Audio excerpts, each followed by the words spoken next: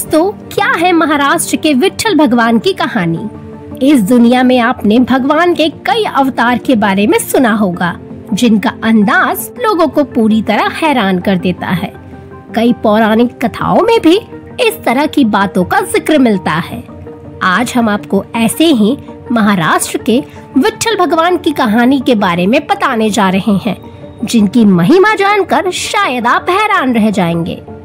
हम जिस विट्ठल भगवान की बात कर रहे हैं, उन्हें महाराष्ट्र में काफी पूजा जाता है और लोग उन्हें वहाँ का राजा कहते हैं। आप अगर किसी भी मंदिर में जाएंगे तो आप वहाँ भगवान को हमेशा किसी न किसी आसन पर विराजमान जरूर देखेंगे, लेकिन विट्ठल भगवान किसी भी आसन पर नहीं बल्कि मात्र एक ईंट पर खड़े हैं। आइए आपको इसके बारे में विस्तार रूप से बताते हैं। भगवान विट्ठल को लेकर एक बड़ी ही रोचक और पौराणिक कथा है। ये 6वीं शताब्दी की बात है। उस वक्त पुंडलिक नाम का एक भक्त हुआ करता था, जो बड़ा ही शांत और सरल स्वभाव का था। वो श्री कृष्ण का इतना बड़ा भक्त था कि भगवान भी उसकी सारी बातें मानते थे। एक दिन जब श्री कृष्ण अपने इस भक्त से मिलने के लिए जाने लगे, तब उनकी माँ रुक्मणी ने उनसे पूछा कि कहाँ जा रहे हो।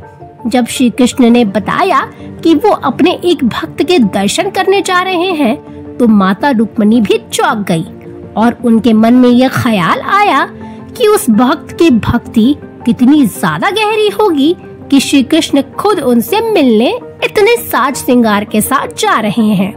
उसके बाद माता रुक्मणी भी अपने आप को रोक नहीं पाई और उन्होंने श्री कृष्ण के साथ चलने का आग्रह किया। जैसे ही श्री कृष्ण अपने इस भक्त के घर पर पहुँचे, तो उस वक्त उनका भक्त पुंडलिक अपने पिता की सेवा करने में व्यस्त था।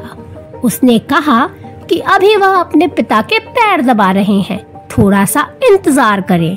श्री कृष्ण ने बड़ी आराम से अपने इस भक्त की बात मान ली और ईंट पर खड़े होकर उनकी प्रतीक्षा की। काफी देर हो गई, जिसके बाद श्री कृष्ण थक गए और उन्होंने कमर पर हाथ रख लिया। श्री कृष्ण के साथ साथ उनकी माता भी उनके साथ उसी ईंट पर खड़ी थी। जब अपने पितृ सेवा से मुक्त होकर पुंडलिक श्री कृष्ण से मिलने पहुंचा, तब तक वह अपनी माता के साथ मूर्ति के रूप में स्थापित हो गए थे।